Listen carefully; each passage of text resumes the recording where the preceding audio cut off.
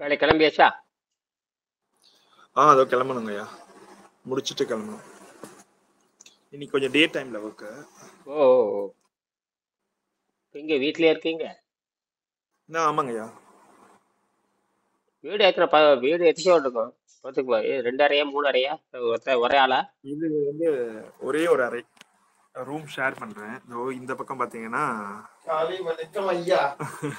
Roommate சொல்றாரு. வணக்கம் வணக்கம் வணக்கம் வணக்கம். ம் ம். இது வந்து ரோடு. இது இங்க இருந்து பார்த்தா தெரியும். இப்ப எதிர்க்க வந்து கட்டடம்லாம் இந்த தெரியுது. பக்கம். ஆமா, எதிர்க்க அந்த பக்கம் பெருமாள் கோயில். ஆ.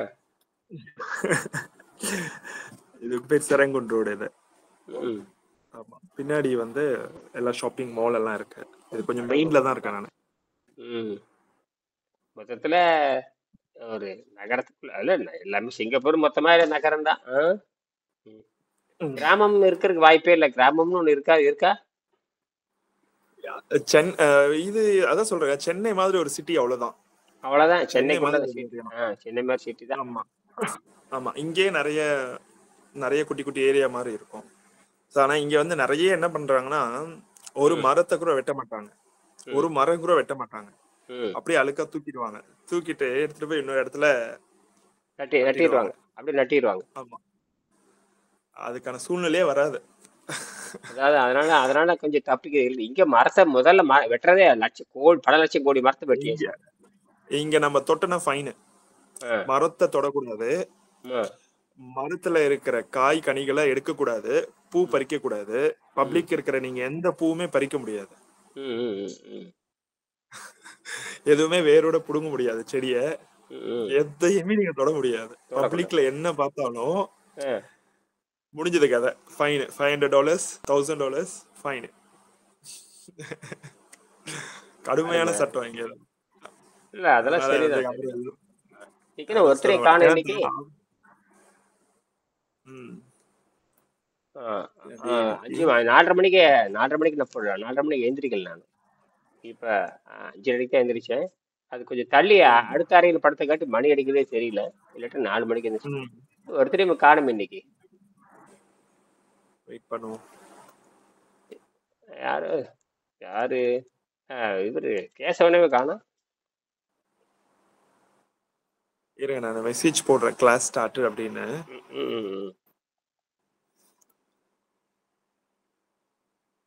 6 நிமிஷம் வச்சுல 5 நிமிஷம் வெயிட் பண்ணி பார்த்துருப்பாங்கன்னு நினைக்கிறேன். இருங்க. இல்ல 5:55 போட்டாச்சு நானு. ஓ,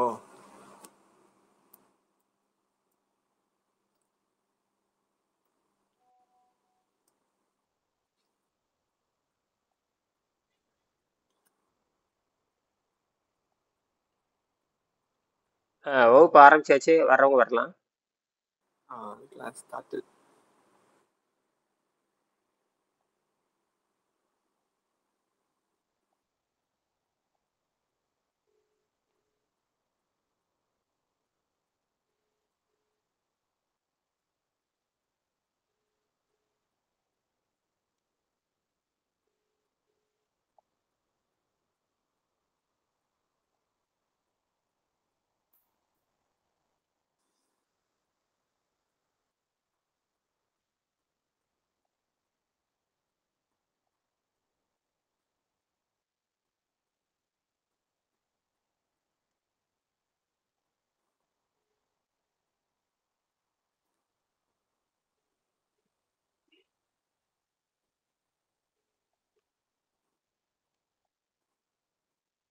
சரி.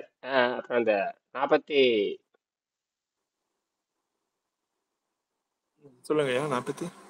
40. ஐயா, நம்ம என்ன பண்ணலாம்னா, ஆ. இப்போ இந்த புக்கை நம்ம வந்து ஒரு ஒரு சாப்டரா படிக்கிறோம் இல்லையா? ஆமா. நெக்ஸ்ட் நம்ம என்ன பண்ணணும்னா, ம். சாப்டர் 1க்கு அப்படின்னு யூடியூப்ல ஒரு பிளேலிஸ்ட்டை கிரியேட் பண்ணணும். ம். இல்லாட்டி இப்போ சாப்டர் 1ன்னு யூடியூப்ல தலைப்பே வச்சிடணும். ம். அதை பத்தியான டிஸ்கஷன்ஸ் அது மாதிரி சாப்டர் வைஸ் நம்ம வந்து போடலாமா? இல்ல ஒரு தாட் ப்ராசஸா 47 வந்துச்சு. சாப்டர் நான் போட்டிருக்கேன். 47 அது கூட பண்ணல. போட்டிருக்கீங்க. 47 ஏற்கனவே 1 47 பாடங்களை போட்டு எல்லாத்துக்கும் அனுப்பிட்டு தான் இருக்கிறேன். அது தனி ஓகே, 47 பாடத்தை நடத்தியாச்சு. நடத்தியாச்சு. Okay okay okay. அவங்கள அனுப்பியிருப்பேனே, எல்லாத்துக்கும் அனுப்பியிருப்பேனே. பிளேலிஸ்டா அப்போ வந்து தனியா ஆல்ரெடி இருக்காது. ஒன்றும் அது புத்தகமே வாங்காதவங்க கூட படிச்சுக்கலாம். புத்தகத்தை வாங்க ஒரு வரி வரி வரியா படிச்சிருக்கேன். படிக்க தெரியாது, எழுத ஓகே. தெரியாது, பேச தெரியாதெல்லாம் இருக்க மாதிரிங்க அவங்களுக்கெல்லாம் போட்டிருக்கேன். நீங்க 47 பாடத்தை அற்புதம். படிச்சீங்கன்னா, ஆமா அது நீங்க இப்போ நீங்க பிளேலிஸ்ட்டை பார்த்து நீங்க இதுக்கு அனுப்பலாம். பிளேலிஸ்ட்ல அத்தனையும் இருக்குது, தனித்தனியா தனித்தனியா தனித்தனியா. ஆல்ரெடி அப்ப செஞ்சுதான் வச்சிருக்கோம் இல்லையா? ஓகே. படி வேணாலும் போடலாம். அது வேணா நேர விரையும் தான் வேணும்னா படிப்ப எனக்கு நல்லா புத்தி ஏறிக்கும். இப்ப திருப்பி திருப்பி படிச்சா எனக்கு புத்தி ஏறிக்கும். ம் ம் ம். அதான் 300ல இருந்து எழுதியிருக்கேன். 300 வரைக்கும் 300 ஒன்றாம் பாகம், 2ஆம் பாகம், 3ஆம் பாகம் எல்லாம் போட்டு முடிச்சிருக்கேன். பக்கம் பக்கமா போட்டு முடிச்சிருக்கேன். இது போக பிடிஎஃப் வேற வச்சிருக்கேன். ஆங்கிலத்துல பிடிஎஃப், தமிழ் பிடிஎஃப் வச்சிருக்கேன். ஆங்கில பிடிஎஃப் வச்சிருக்கேன், தமிழ் பிடிஎஃப் வச்சிருக்கேன். ம். வேணும்னா புத்தகத்தை உடனே அனுப்பிச்சிடுறது. தமிழ் பிடிஎஃப் வேணாலும் ஜெராக்ஸ் பண்ணிக்கலாம், அல்ல அப்படி படிக்கலாம். எல்லா வசதியும் பண்ணி வச்சாச்சு. தமிழும் ஆங்கிலத்தில் இருக்குது. யாராவது கேட்டால் கூட நன்கொடை கொடுத்துடலாம். இப்போ யாராவது நன்கொடை ஒரு $500 100 $200 நன்கொடை கொடுத்தாங்கன்னா பிடிஎஃப் அனுப்பி வச்சிடலாம். அவங்க ம். படிச்சுக்கலாம். செலவும் கம்மி. வேணுமோ நகல் பண்ணி எடுத்துக்கலாம். இப்போ பிளேலிஸ்ட்ல போய் பாருங்க, எல்லாம் இருக்கும். அது பிடிஎஃப் உங்களுக்கு கூட ஓகே. அனுப்பிச்சு வச்சிருக்காங்க. பிடிஎஃப் இங்கிட்டு இருக்கு. யாராவது கேட்டால் அப்படி கூட கொடுக்கலாம். ஆங்கிலத்தில் வேணா கூட கொடுக்கலாம். ம் ம். ஆங்கிலத்தில் யாராவது கேட்டா கூட நீங்க கூட அனுப்பலாம். இப்போ நீங்க பிடிஎஃப் நீங்க யாராவது இது ஒன்று இருக்கு, நீங்க யாராவது ஒரு ஒரு சைனாக்காரனுக்கோ நீங்களும் யாராவது ஒரு தமிழ் ஆங்கிலம் தெரிஞ்சவனுக்கு கூட நீ பாடம் எடுக்கலாம் அந்த பிடிஎஃப் வச்சு கொண்டு. ஓகே. கிளீனிங் தானே, உங்களுக்கு அனுபவம் இருக்குல்ல, அது அப்படியே அதில் இருக்குது. அப்படியே தூக்கி போட வேண்டியது. போட்டு ஆங்கிலத்தில் பேசி பேசி படலாம். நீங்கள் ஆங்கிலத்தில் பேசி பழகிறதுக்கு வாய்ப்பு இருக்குது. அவரையும் படலாம், பிஜியும் படலாம். பிஜிக்கு ஒரு கால் போடுங்க. பிஜி காணுங்க. பிஜி ஆ 6:11 ஆகி போச்சு.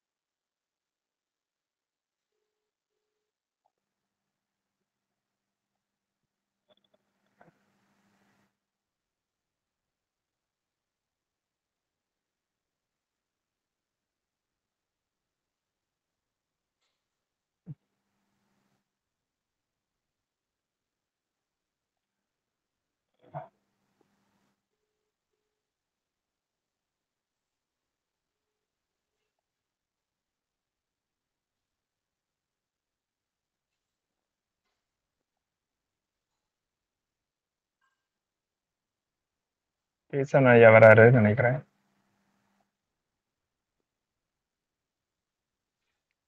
அவரது அலைவரிசை வந்து பிரச்சனை. வரும், எடுக்கும்.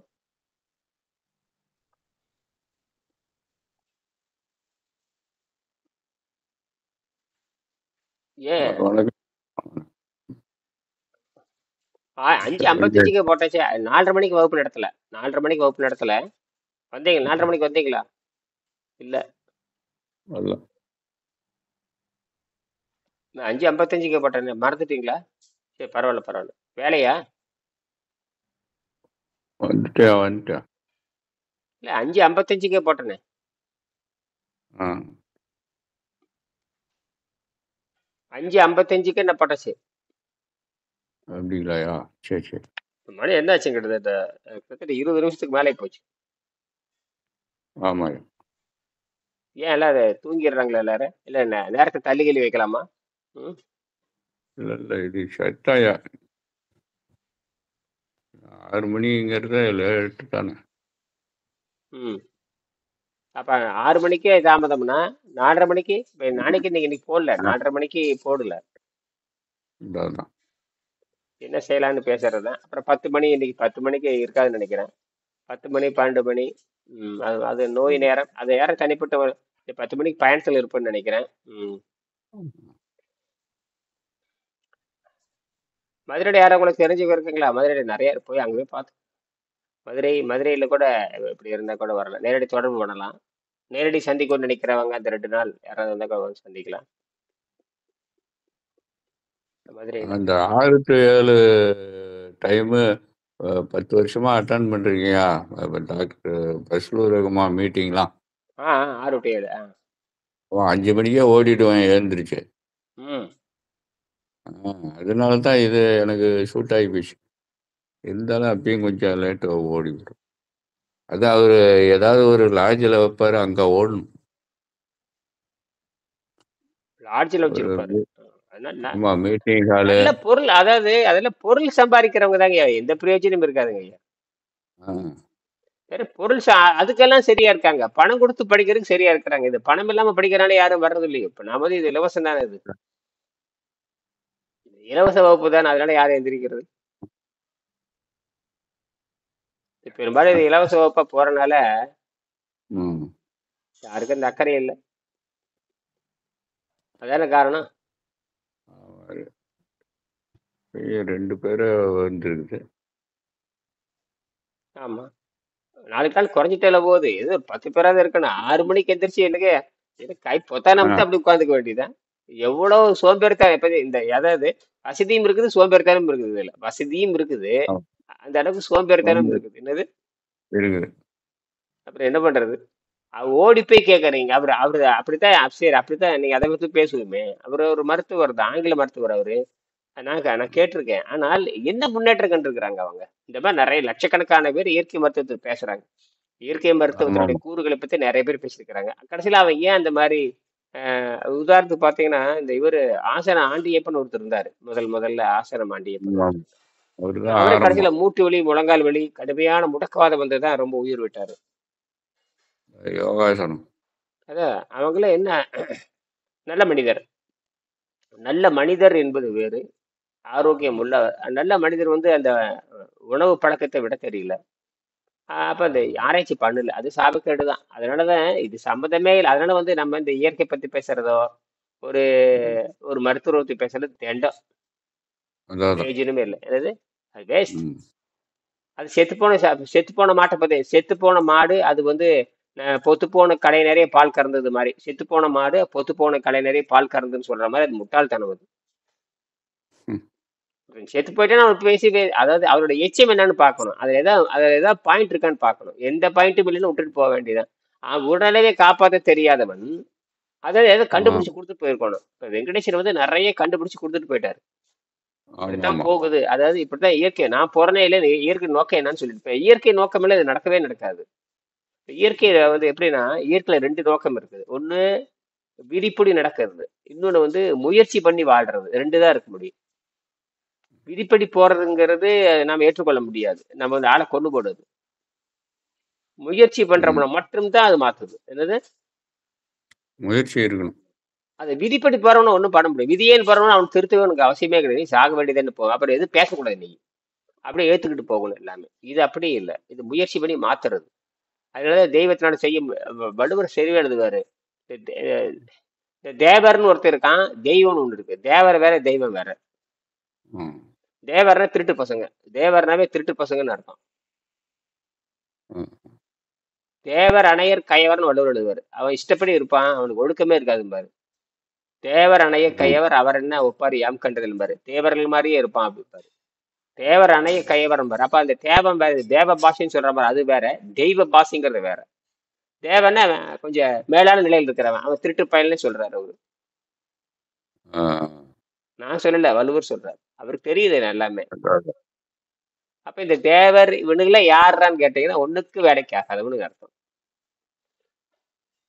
ஆனா அது வையத்துள் வாழ்வாங்க வாழ்றவன் வேற. அதனால நம்ம என்ன பண்ணலாம்னா, இந்த மாதிரி இப்ப நம்ம இந்த பரிணாம அறிவியல் தெரியும். இப்ப நாம பரிணாம அறிவியல் பத்தி பேசுறோம், அப்புறம் மரபணு பத்தி பேசுறோம், கிருமிகளை பத்தி பேசுறோம். நீங்க தண்ணீர் உள்ள போயிட்டாவே, இந்த வயிற்றுக்கு ஓய்வு கொடுத்துட்டாவே எதிர்பார்த்தல் அதிகமாகுது. முதல்ல அதுதான் பிரச்சனை, எதிர்பார்த்தல் அதிகமாயிரும். 6 மணி நேரம் வயிற்றுக்கு ஓய்வு, அது 16 மணி நேரம் சொல்றான். 16 மணி நேரம் தான் இயற்கையாக இருக்கிறது. நீங்க 4 மணிக்கு சாப்பிட்டுட்டு அடுத்த நாள் காலையில நீங்க 10 மணிக்கு சாப்பிட்டீங்கன்னா அதுலேயே 16 மணி நேரம் வந்துடும். இடையில எதையும் நீரை தவிர எதுவும் அருந்தக்கூடாது. அதுவே 16 மணி நேரம் ஆச்சு. அதுவே 16 மணி நேரம் ஆச்சு. அதை முடிஞ்ச அளவுக்கு 5 மணிக்கு சாப்பிட்டு, சாயங்காலம் 5 மணிக்கு ஏதோ ஒரு சைவ உணவு சாப்பிட்டு, அதிலிருந்து அடுத்த நாள் 11 மணி 12 மணி நீட்டி இது வந்து எப்படி வேணா நீட்டிச்சுக்கலாம். இது வந்து இது உடம்புல அந்த அந்த மாதிரி எல்லாம் எதுவுமே கிடையாது. உடம்புல எது வகையான கணக்குகளும் வழக்குகளும் நீ நினைக்கிற மாதிரிலாம் எதுவும் கிடையாது. செஞ்சு பார்த்தா கண்டுபிடிச்சிடலாம். நீ நினைக்கிற காலை அப்படிலாம் எதுவுமே உடம்புல கிடையாது. நீ பாட்டுக்கு நவுத்திக்கலாம். புள்ளி எங்க வேணா நகர்த்திக்கலாம். இந்த மையப்புள்ளி எங்க வேணா நகர்த்திக்கலாம். ஏன்னா உடம்புல வந்து மையப்புள்ளிங்கிறது எதுவுமே கிடையாது. ம். இதுதான் மையம் அப்படின்னு கிடையாது. இதுதான் மையம்னு இந்த இரவுலயும் தண்ணி குடிச்சிக்கலாம்யா எழுந்திருச்சு அது என்ன வேணா நேரத்துல பண்ணிக்கலாம். அதெல்லாம் ஒண்ணும் அது தண்ணீர் என்ன இருக்குது? ஒண்ணும் இல்லை. தண்ணீர் வந்து வலுவழுப்பு கொடுக்கறது தான். அவ்வளவுதான். அதிகமா குடிச்சா ஒண்ணுக்கு போகும். குடிக்காம முட்டை ஒழுங்கா தூங்கலாம். நீ பகல்ல ஒழுங்கா பண்ணா ஒழுங்கா முடிஞ்சு. பகல்ல ஒழுங்கா பண்ணிடணும். என்னது? பகல்ல ஒழுங்கா பண்ணிடணும். ஆமா. அதை விட்டு பாரு 6 மணிக்கு மேல எதுவுமே தேவையில்லை. எதுவுமே கேட்காது. தூக்கம்தான்.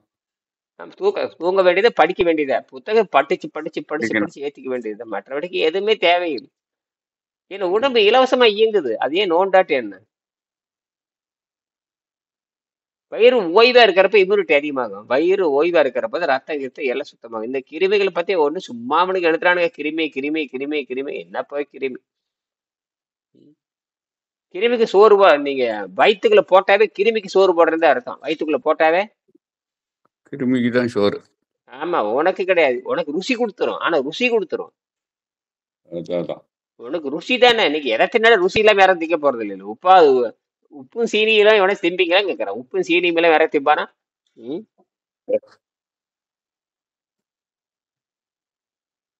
இதுதான் விஷயமே. அதனால வயிற்றுக்கு நீங்க வயிற்றுக்கு உள்ள போட்டு இறப்பிக்கு நீங்க போட்டீங்கன்னாவே நீங்க கிருமிகளுக்கு தான். கிருமிகளுக்கு அதாவது நீங்க சாவறதுக்கு போடுறீங்க. அந்த கிருமிக்கு இப்படி கூட சொல்ல, நீ கிருமிகளுக்கு உணவு போடுறீங்கன்னு அர்த்தம். ஏன்னா வயிற்றுல பாத்தீங்கன்னா முதல்ல ஈஸ்ட் இல்லாம இருக்காது. ஈஸ்ட் தான் முதல்ல வேலை பண்ணணும். ஈஸ்ட் தான் ஃபர்ஸ்ட் ஈஸ்ட். அந்த மாதிரி எத்தனையோ கிருமிகள் இருக்குது. எத்தனையோ கிருமி, லட்சக்கணக்கான கிருமி இருக்குது. வாயிலே தொடங்கிறது கிருமி, நாக்கிலே தொடங்கிறது. நாக்குல இருந்து தொடங்கி அந்த 30 அடி நீளத்துக்கு எல்லா இடத்துலயும் எல்லாம் நீக்கமர நிறைந்து இருக்குது. சில இடத்துல அதிகமா இருக்கும், சில இடத்துல குறைவா இருக்கும். அதாவது எங்கெங்க உணவு சேருதோ அங்கெல்லாம் அதிகமா இருக்கும். எங்கெங்க எங்கெங்க நிக்குதோ, எங்கெங்க உடம்பு தங்குதோ அங்க என்ன ஆயிரும்? அதனாலதான் கீரை சாப்பிட்டு சர்ன்னு வெளியே கொண்டு வந்துடுறது. கீரை சாப்பிட்டு இது ஒரு காரணம். நீங்க காய்கறி சாப்பிடும்போது என்ன இழுத்துட்டு வெளியே வருது இல்லையா? எங்கேயும் தேங்காம முடியாதுறது. தேங்காம தேங்குனாவே கிருமி உண்டாயிருது. தேங்குனாவே அப்ப தினம் இந்த தண்ணி குடிக்கிறப்போ அப்படியே ஓடிட்டே இருக்குல்ல, அந்த கிருமி எங்கேயுமே தங்காது. அதனால இந்த வாய் வந்து ஒரு 10 20 30 40 நாள்லயே வந்து இந்த சுத்தமாக அந்த கிருமிகளே அங்க இருக்காது, ஓடிக்கிட்டே இருக்கும். தண்ணிக்கு முன்னாடி பயந்து நடுங்க. தண்ணி போச்சுன்னா எல்லாம் நடுங்கும். எங்க தேக்கம் இருக்கோ அங்க குட்டை ஆயிடும். அதேதான். எங்க தேக்கம் இருக்குது எல்லா நாத்தமும் எழும்பிடும். அழுகல் அதிகமாகும். எங்க அழுகல் அதிகமாகி கிருமிகள் கொண்டாட்டம் தானே. கிருமிகள் கொண்டாட்டம் தானே. அப்புறம் கிருமிகளா நான் உடம்பு பாக்டீரியால ஆனது தானே. இந்த ஒரு செல்லுங்கிறீங்க பேரத்தான் மாத்திக்கிட்டீங்க. அது பாக்டீரியால இருந்து வந்ததுதான். பாக்டீரியா இதில் நுண்ணுயிர் தானே. இந்த திருப்பி திருப்பி போன கடைசி நுண்ணுயிர் போய் நிப்பீங்க. எங்க போகுது? நுண்ணுயிர்ல போய் நிப்பீங்க. நுண்ணுயிர் என்ன? அது பேர் வேற வச்சிருப்பாங்க. நுண்ணுயிரோடைய தொகுப்பு தானே உடம்பு. உடம்புல நுண்ணுயிர் இல்லாத இடம் ஏதாவது இருக்கா? அப்ப ஏதாவது இருக்குமா உடம்புல? நுண்ணுயிர் இல்லாத இடமே இருக்குமா? இருக்காது இல்ல. இதெல்லாம் ஏன்னா இதெல்லாம் தான் இயற்கை. இதெல்லாம் இயற்கை. செத்து போன நகத்துல கூட இருக்கும். செத்து போன நகத்துல கூட இருக்கலாம். முடியல செத்து போன முடி செத்து போயிருது. அதுக்கு மேல வந்தவனே செத்து போயிடும். அதனாலதான் நகம் மேல வந்தவனே செத்து போகுது. ஆனா அந்த நகத்துக்கு தான் செத்து போன நகத்துக்கு தானே அழகுபடுத்துறது. செத்து போன நகத்துக்கு அழகுபடுத்துறது, செத்து போன முடிக்கு தான் அழகுபடுத்துறது. செத்து போன முடிக்கு தாங்க அழகுபடுத்துறான். பெயிண்ட் அடிக்கணும். அல்ல அதைத்தான் வந்து இழிந்த வள்ளுவரே சொல்லுவாரு. இழிந்த மயிரணையர் பாரு. இழிந்த மயிர்பாரு. இழிந்த மயிர் போட மயிருக்கிறான் இல்லையா? மயிருக்கு மதிப்பே இல்லை. ஆனா தலையில இருக்கிற வரைக்கும் மதிப்பு. கீழே விழுந்தா மயிர் போட மசூர் காசும்பாங்க. மயிரும்பாங்க. ஏன் மயிர் இழக்கிறாம்பாங்க. அந்த மயிறு தானா உடுக்குது. அது மட்டும் இல்ல, இந்த வெட்டுமனு கோவப்படுறது இல்ல. அது அது எல்லாமே அவர் தெளிவா எழுதுறாரு. இந்த இழிந்த மயிரனை ஏற அப்படிம்பாரு. அதே மாதிரி ஆஹ், ஆஹ், மானம் போச்சுன்னா மானம் போச்சுன்னா அந்த சில விலங்குகள் வந்து உயிர் காப்பது முடிதான் உயிரை காப்பாத்து. ஆஹ், பனியில் இருக்கிற அந்த மானெல்லாம் பாத்தீங்கன்னா கவரிமான் சொல்றாங்க இல்லையா, அதுக்கு ஆமா. அது என்ன அர்த்தம்? அது கவரிமான் பரம்பரை. அது ஒண்ணும் கிடையாது. அது உடல் இருக்கிற மயிர் தான். பனியில இருக்கிற மாடு, பனியில் இருக்கிற மாடு, பனியில் இருக்கிற மானு, இதெல்லாம் அந்த மாதிரி தான். அது உடம்பு பூரா அந்த முடி தான் இருக்கும். அந்த முடி நீங்குச்சுன்னா அது உயிர் போயிடும். கம்பளி தான் அதுக்கு உடம்பு ஒரு கம்பளி அது. அந்த கம்பளி மாதிரி அது காப்பாத்துது. அந்த கம்பளி நீங்குச்சுன்னா அது இறந்துரும். அந்த மாதிரி தான் இவர் எழுதுறாரு. நீங்க அன்னார் உயிர் நீப்பின் அது மயிர் நீப்பின் பாலா கமறிவா, அன்னார் உயிர் நீப்பர் மானமறிவு. தன்னுடைய கொள்கைக்கு தன்னுடைய கோட்பாட்டுக்கு ஏதாவது கேடு வந்துச்சுன்னா உயிர் போயிரும். அதெல்லாம் வந்து கோடியில் ஒருத்தருக்கு தான் நினைக்கிறேன். இந்தியாவில் அப்படி அப்படி இந்தியாவில் மானம் உள்ளவங்க யாருமே கிடையாது. இந்தியாவில் அதெல்லாம் இன்னும் 200 வருஷத்துக்கு முன்னாடி இருந்திருக்கலாம். இப்போ மானம்னா என்னன்னே தெரியாது. கீழே என்ன விலைன்னு கேட்பாங்க. மானம்னா அது எங்கே விற்கிது அப்படிம்பாங்க. அதான் இப்போ சுயசிந்தனை அற்றவர்கள் தான். அதெல்லாம் நீதி நூல் படிச்சாதாங்க வரும். நீதி நூல் படிக்கிற ஆளே இல்லைங்க ஐயா. இல்லாட்டா ஒரு ஜட்ஜி வீட்டில் போய் நான் 500 கோடி கிடைக்குங்களா? ஒரு ஜட்ஜுங்கிறான் அவன் வீட்டில் வந்து என் வீட்டுக்குள்ள வந்து படுக்கறையில வந்து எத்தனையும் சமையல் அறியா என்னமோ சொல்றானே 100 கோடி 50 கோடி கிடக்குதுங்க கேட்டா எனக்கு தெரியாதுங்கிற. என்னங்க இதெல்லாம் ஒரு சாதாரணமா ஒரு பொட்டி கடைக்காரன் சொல்ற மாதிரி சொல்றான். அது எப்படி வரும்? உங்களுக்கு இப்ப நீங்களே ஒரு அரசு அதிகாரி இருந்தீங்க, உங்களுக்கு தெரியாம உங்க அலுவலில் வந்து எவனாச்சும் 10 கோடி வச்சுட்டு போயிடுவானா? எத்தனை பேர் கடந்து வரணும்? எத்தனை கேமரா இருக்கு, எல்லாம் இருக்கு. அது பாரு, அது ஓடிட்டு இருக்கு பாருங்க. மான அரசு எப்படி வெக்கமான சூடு சொரண இவனுங்களை தண்டிக்கவே முடியாதுங்கிற. என்ன சட்டம் போட்டு வச்சிருக்கானுங்க, என்ன இளவோ இதெல்லாம். இப்பதான் சிங்கப்பூர்ல சொன்னாரு, என்னங்க செடியெல்லாம் இருக்குதான்னு கேட்டேன். ஐயா செடிகள் நிறைய இருக்குது, இங்க செடியிலுக்கு ஒரு இலையை கூட பறிக்க முடியாதுங்கிறாரு. சிங்கப்பூர்ல ஒரு செடியில் இருக்கிற இலையை பறிக்க முடியாது, ஒரு வேரை பிடிக்க முடியாது, ஒன்றும் பண்ண முடியாதுங்கிறான். பண்ண பயங்கரம் ஃபைனுங்கிறான். அப்புறம் கேமரா வேற இருக்குதுங்கிறான். அப்ப அப்படின்னா ஒரு செடியை கூட அவங்க உயிரை நினைக்கிறாங்க, அதை எதை பாதுகாக்கிறாங்க. இது வரைக்கும் ஒரு மரத்தை வெட்டவே கூடாதுங்களாமா, மரத்தை தொடவே கூடாதுங்க. ஆனால் இங்க என்னடான்னா என்ன வேணாலும் நடக்கலாம் இந்தியாவில். என்னது எனக்கு தெரியாது, ஒரே வார்த்தை. அது எப்படி வந்ததுன்னு எனக்கு தெரியாது. பிடிக்காம இருந்தா அந்த பணம் யாருது? இந்த பிடிக்காம இருந்தா, தீ பிடிக்காம இருந்தா அந்த பணம் யாருது? இது வேற நிரூபிக்கணும். இது வேற அவங்க தண்டனையே இல்லை பாருங்களா. அந்த நீதிபதிக்கு தண்டனையே வராதுங்கிறீங்க. கடைசியில் ஜனாதிபதி கிட்ட போகணுங்கிற எப்படி எல்லாம் வசதியை எழுதி வச்சிருக்கான் பாருங்க. எப்படி எல்லாம் தப்பிக்கிறதுக்கு என்ன தண்டிக்கவே கூடாத அளவுக்கு எழுதி வச்சிருக்கானுங்க. அதனால அரசியல்வாதி தண்டிக்கப்படுறதே கிடையாது. 100 கேஸ் போட்டா அது 100 கேஸ்ல ஒரே ஆள், ஜெயலலிதா மாதிரி ஒரே ஆள் தான். ஜெயலலிதாவுக்கு தண்டனை கொடுக்கறதுக்கு 25 வருஷம் ஆச்சு. அதுக்குள்ள புழுத்து செத்து போயிட்டாங்க. இங்க நான் காலேஜ் படிக்கும் போது அந்த ரோட வந்து கிராஸ் பண்ணிட்டேன். ரோடு கிராஸ் பண்ணும்போது நான் அந்த ஓவர் ஹெட் பிரிட்ஜ் எடுத்துதான் நான் கிராஸ் பண்ணணும். கிராஸ் பண்ணிட்டேன்னு சொல்லிட்டு அங்க இந்த பக்கம் டிராபிக் போலீஸ் நின்று இருந்தாரு. அங்க கூப்பிட்டு என்னோட ஐசி வாங்கினாரு. எதுவுமே பேசல அவரு. ஓகே, ஸ்கேன் பண்ணாரு, அமிச்சிட்டாரு. அதுக்கப்புறம் பாத்தீங்கன்னா வீட்டுக்கு லெட்டர் வருது, ஃபைன் கட்டு அப்படின்னு. நீ ஏன் கிராஸ் பண்ண அப்படின்னு. அவங்க கவனிச்சிட்டாங்க. அவங்க கேமரால பாத்துட்டாங்க, நேர்ல பாத்துட்டாங்க. அப்போ நான் ஸ்டூடெண்டா இருக்கும் போது கிளாஸுக்கு நேரம் ஆயிடுச்சு சொல்லிட்டு கடகடன்னு ஓடி போயிட்டேன். சிக்னல் எதுவும் இல்ல, ஆளுங்க யாரும் கிடையாது. யாருன்னா பாக்குறாங்களா அப்படின்னு பார்த்து கடகடன்னு ஓடி போயிட்டேன். பட் என்னடா அந்த ஓவர் ஹெட் பிரிட்ஜை கிராஸ் பண்ணி வரணும். அப்படியேதான் கரெக்ட். நம்ம இப்படி போக கூடாது, ரோட கிராஸ் பண்ண கூடாது. அங்க யாருமே இல்லன்னு சொல்லிட்டு எல்லாம் கிராஸ் பண்ண கூடாது. யாருமே இல்லன்னு போக கூடாது. அதுக்கு அந்த காலத்து கேமராவும் அது ஒரு வாட்டி தான். ஆமா, அதுல இருந்து பாத்தீங்கன்னா எங்கேயுமே கிராஸ் பண்றது கிடையாது. அங்க என்ன சிக்னல் விழுந்தா என்ன நீதின்னு பாருங்க. இதெல்லாம் ரொம்ப தப்பு இல்லை. இதை வெள்ளைக்காரனுடைய வசதிகள், அது வெள்ளைக்காரன் போடுற வசதிகள். அவனோட வெள்ளைக்காரனுக்காக இந்த வசதி உருவாக்கிட்டாங்க. வெள்ளைக்காரன் சட்டத்தை தூக்கி எறியணும். நீங்க சொன்னீங்களே அந்த ஃபைன் அப்படின்றது, அது வந்து என்ன பண்றாங்கன்னா எல்லாமே வந்து அந்த ஐசியோட கனெக்ட் ஆயிடும். அட்ரஸ்ல இருந்து ஐடி கார்டு இருக்கும் நம்ம கிட்ட, அது வந்து எல்லாத்துலயும் கனெக்டடு. அதுல போட்டாச்சுன்னா எல்லாமே கனெக்ட் ஆயிடும் நம்மள்ட்ட. அதாவது இப்ப எங்க ஊர்ல ஆதார் கார்டுங்கிற அதே மாதிரிதான். ஆதார் கார்டு இப்ப வந்து PAN card, Aadhaar card PAN card போட்டோம்னா எல்லாம் அங்கங்க சேர்ந்துக்கிட்டே இருக்குது. இதெல்லாம் எப்படின்னா தனி மனிதன் ஒழுக்கமா இருந்துட்டா எதுவும் கிடையாது. தனி மனிதன் கரெக்ட். அதேதான். தனி மனித ஒழுக்கம் தான் ரொம்ப முக்கியம் இங்க. நீங்க பொது ஒழுக்கம் அதே மாதிரி தான் அந்த கார் ஸ்பீடா போனா கூட ஆட்டோமேட்டிக்கா போட்டோ பிடிச்சிரும், ஆட்டோமேட்டிக்கா ஃபைன் வந்துடும். அதுவே ஆட்டோமேட்டிக்காவே ஸ்பீடா போயாச்சுன்னா, ஸ்பீட் லிமிட்டை தாண்டி போயாச்சுன்னா அதுவே போட்டோ பிடிச்சிரும். அந்த ரோட்ல போயிட்டே இருக்கும்போது கிளிக்குன்னு நமக்கே ஒரு ஃபிளாஷ் அடிக்கும். எங்க இருந்து ஃபிளாஷ் அடிக்கணும் அப்படின்னா என்ன அர்த்தம்னா, எவனோ ஸ்பீடா போயிருக்கான்னு அர்த்தம். அதெல்லாம் மாட்டி அப்படியெல்லாம் செஞ்சு வச்சிருக்காங்க. அதனால அப்படி போயிட்டு இருக்குது. சரி சரி, இப்ப ஏதோ ஒரு தலைப்பு படிங்க. இப்போ அதாவது நம்ம இது அதுதாங்க இது மொத்தத்துல பூமியில ஒழுக்கமாந்தரே இல்லைங்கிறது நமக்கு தெரிஞ்சு போச்சுங்க ஐயா. பூமியில ஒழுக்கமாந்தர் கிடையாது. ஒழுக்கமாந்தர் இருக்க நீதிபதிகளே ஒழுக்கமாந்தரே இல்லாத பொழுது எப்படிங்க சாதாரண மக்கள் எப்படி ஒழுக்கமா இருக்க முடியும்? நீ அவனை தண்டிப்பாங்கன்னு நினைக்கிறீங்க, தண்டிக்கிறதுக்கு 30 அதுக்குள்ள அவன் செத்து போயிடுவான். அதுக்குள்ள நோயை வைப்பட்டு செத்து போயிடுவான். ஆமா, 20 வருஷம் ஆகும் கேஸு, அதுக்குள்ள அவன் செத்துருவான். நம்ம நேத்து பேசின மாதிரியா ஆரோக்கியம் இல்லைன்னா ஒழுக்கம் இருக்காது. பன்னீர்செல்வம் தாமதம் சொல்லுங்கய்யா. என்ன வெளி வேலையா? விடிகால வந்தேன், அது வந்து ஒண்ணு கனெக்ட் ஆகல.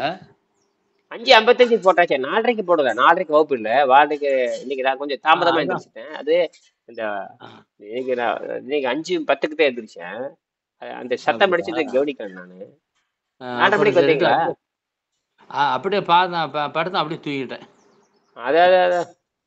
அது அந்த காலை நேரத்துலதான் அந்த ஆனா எந்திரிச்சிட்டோம்னா நல்லதுதான். இந்த 4:30 மணிக்கு எந்திரிச்சு பழகுறது அருமையான வேலைதான். 4:30 மணிக்கு எந்திரிக்கிறது. 4:25 அலாரம் வச்சிருப்பேன். அலாரம் வந்த உடனே ஆன் பண்ணுவேன், ஆஃப் பண்ணிட்டு. சரி, இப்ப அந்த ஒழுக்கமாந்தர் பத்தி பேசணும். ஒழுக்கமாந்தர் வந்து ஒழுக்கத்தை பத்தி புத்தகம் இருக்கு. இந்த பிளேலிஸ்ட்ல நிறைய இருக்கு. அதெல்லாம் பார்த்துருக்கீங்களா? பிளேலிஸ்ட்ல ஒன்று இருக்குது, நீர் மருத்துவத்துல பிளேலிஸ்ட்னு ஒன்று இருக்கு, பட்டியல். அதில் நிறைய இருக்கு. அது 47 பாடம் அதில் இருக்கு. அதில் ஏதாவது செய்யலாமா அப்படிங்கிறத. 47 பாடம், நிறைய நோய்கள். நீங்க நோயை பத்தி எல்லாம் கேட்குறீங்களே, இந்த மாதிரி டாப் 10 டெத் லிஸ்ட், அந்த நோய்கள் எல்லாம் போட்டாச்சு. என்ன போடலாம். இப்ப நீங்க கூட கேட்கலாம், இந்த நோய்க்கு என்ன நீங்களே கேட்கலாம், இந்த நோய்க்கு என்ன வைத்தியம் பண்ணலாம். இதுல முதுமையை வெல்றதுன்னு ஒண்ணு இருக்கு. அதுதான் என்னன்னு இன்னும் நம்ம புரிய மாட்டேங்குது. முதுமை, ஏஜிங் ப்ராசஸ். ஆனா குறையுது, ஏஜிங் ப்ராசஸ் குறையுது. முழுமையா அது வந்து வெளி சுற்றுச்சூழல் இப்போ உள்ள வந்து தூய்மை அடைஞ்சிருக்கு. வெளி தூய்மை பண்ண முடியலன்னு நான் நினைக்கிறேன். குடிக்கிறனால மட்டும் வெளி தூய்மை கிடையாது, மொத்த சுற்றுச்சூழலும் மாறினாதான் அந்த முதுமையை வெல்ல முடியும்னு நினைக்கிறேன். அது ரொம்ப நாளா எனக்கு குழப்பமாவே இருக்கு. உள்ள வந்து நோய் அது வந்து 4 நாளே நல்லாயிருது. இப்ப உள்ள வந்து ரொம்ப சீக்கிரமா இளமை கிடைக்குது. சுறுசுறுப்பு குறையாம இருக்கிற காரணம் உள்ள இளமை தான் காரணம். சுறுசுறுப்பு குறையாம இருக்கிறதுக்கும் சுத்தரத்திலே வந்து இளமை இருந்துகிட்டே தான் இருக்கு. அதனால நோய் வர்றதில்லை. நோய் வரலைன்னாவே இளமையா இருக்குன்னு தான் அர்த்தம். ஏன்னா நீ பட்டினி போட்டுறீங்களே, விரதம் போட்டுறீங்களே, நீங்க கிருமிகளுக்கு உணவு போடுறது இல்லை. வயிற்றுக்குள்ள போடலினாவே நீ சாவுக்கு போடலன்னு அர்த்தம். நீ சாக போறதுக்கு நீ போடலன்னு அர்த்தம். நீ வயிற்றுக்கு உணவு போடலினாவே நீ சாவதற்காக உணவு போடவில்லை. என்ன அர்த்தம்?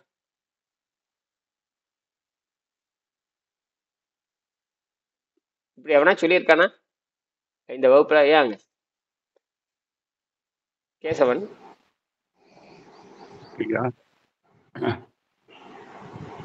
உணவு தான் திருப்பி சொன்னா அதே தான். உணவு போடும்போது அது எல்லா வேலையும் செஞ்சிடுது. மரணத்துக்கு போறதுக்கான டிக்கெட் வாங்குறேன்னு அர்த்தம். மரணத்துக்கு போறதுக்கான பயணிச்சீட்டு. அது எதிர்ப்பதான் வந்து நீர்.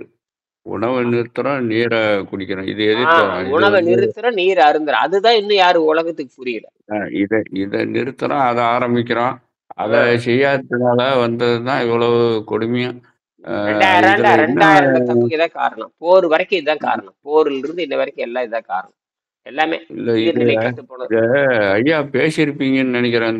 இது நீர் சிகிச்சை இந்த டயாலிசிஸ் பண்ணுற மாதிரி இருக்குமா? ஒரு தரம் வாரம் 3 தரம் பண்ண சொல்கிறான் டயாலிசிஸ். அதுக்கு 10,000 5,000 வாங்கிக்கிறாங்க. நாம சும்மாவே டயாலிசிஸ் பண்ணிக்கிற மாட்டிருக்குது பொழுதுனிக்கும். அப்பன்னா நம்ம உடம்பு எப்படி இருக்கும் பாருங்க. இது டயாலிசிஸ் ஆட்டிருக்குது.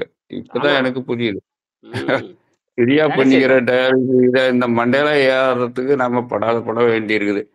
அங்க காசு கொடுத்து பண்ணிக்கிற ரத்தத்தை வெளியே எடுத்து சோப்பு போட்டு கழுவி உள்ள அனுப்புறியா? என்ன கொடுமைன்னு தெரியல.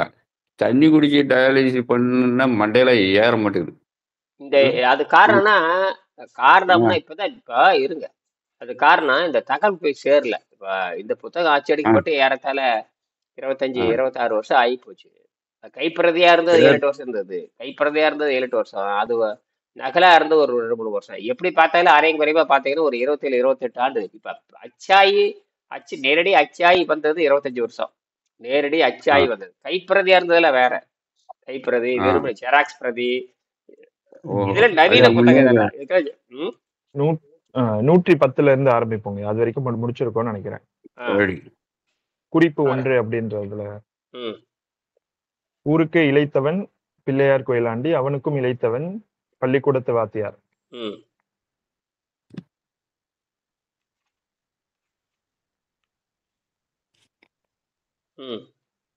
என்ற பழமொழி ஒன்று ஆசிரியரின் பெருமையும் கடமையையும் விளக்குவதன் உன்னதமான அர்த்தத்தை மேற்படி பழமொழி வெளியிடுகிறது.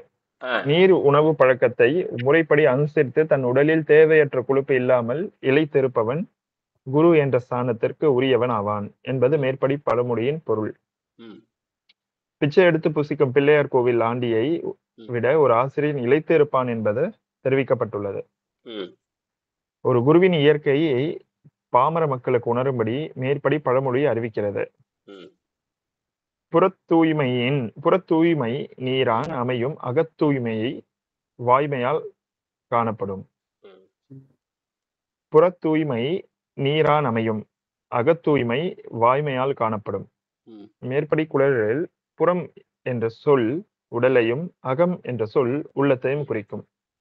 உடல் தூய்மை உள்ளும் புறமும் நீரால் ஏற்படும் என்று திருவள்ளுவர் கூறுவதை அவருடைய மருந்தன வேண்டாம் யாக்கைக்கு அருந்தியது அற்றது போற்றி உணின் என்ற குறளுடன் ஒப்பு நோக்குக.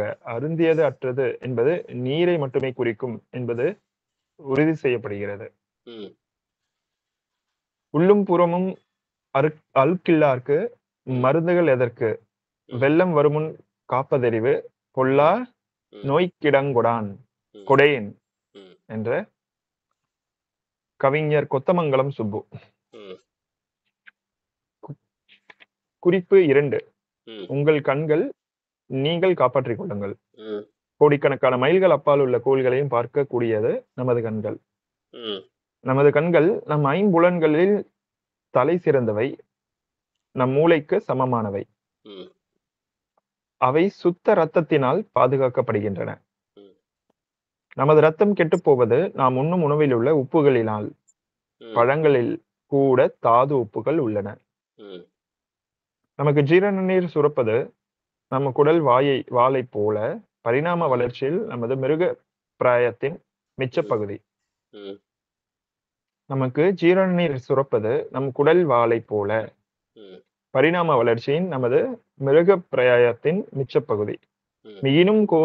மிகினும் குறையினும் நோய் செய்யோர் நூலோர் வழிமுதலா எண்ணியம் 1 திருக்குறள். உணவு உண்டு நமக்கு சிறுநீர் கழிகிற வரை நம் ரத்தம் கெட்டு மறுபடியும் சுத்தப்படுத்திக் கொள்கிறது என்று பொருள். அதுதான் முக்கியம்.